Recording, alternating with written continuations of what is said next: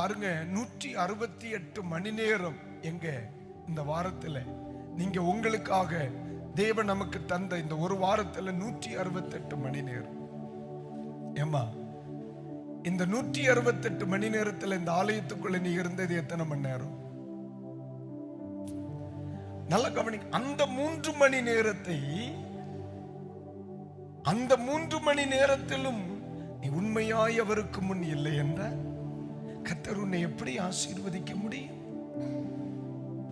அந்த 3 மணி நேரத்தில் கூட அவரை அலட்சியப்படுத்துமாறு போல் ஒரு மனிதன் இருந்தால் எப்படி அவன் சந்தோஷப்படுத்துகிறவனாக இருக்க முடியும்?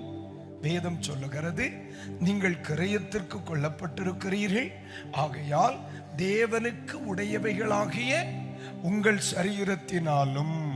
அல்லேலூயா. சரீரம் யாருக்குரியது? தேவனுக்குரியது. இந்த வாய் தேவனுக்குரியது, இந்த கரம் தேவனுக்குரியது. அப்ப பைபிள் சொல்லுது, தேவனுக்குரியவைகளாகிய உங்கள் சரீரத்தினாலும் உங்கள் ஆவியினாலும் தேவனை மகிமைப்படுத்துங்கள் என்று சொல்லப்பட்டிருக்கு. இப்ப எல்லாரும் சேர்ந்து உங்க வலதுகரம் உயர்த்தி ஒரு அல்லேலூயா சொல்லுங்க.